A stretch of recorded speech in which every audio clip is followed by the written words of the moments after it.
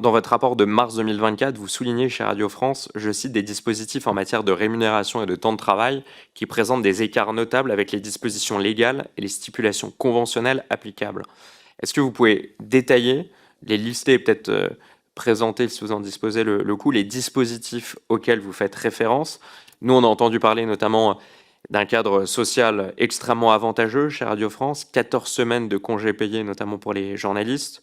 On a pu voir aussi qu'il y avait une liste de plus de 65 primes différentes qui pouvaient être attribuées.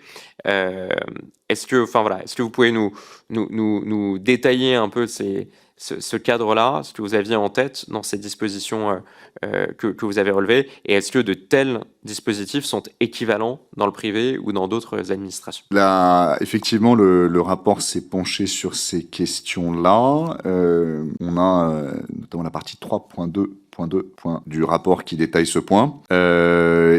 Notamment les dispositifs en matière, je cite le rapport, en matière de rémunération et de temps de travail applicables aux journalistes et aux PTA présentent des écarts notables avec les dispositions impératives légales et les stipulations conventionnelles applicables au secteur d'activité des journalistes et personnels techniques et administratifs, parmi lesquels, donc là c'est les sujets dont on parle, la prime d'ancienneté au sein des primes non modulables, les congés supplémentaires pour motif d'âge et d'ancienneté, ainsi que les congés supplémentaires spécifiques aux journalistes. Si vous voulez des éléments chiffrés, le rapport précise.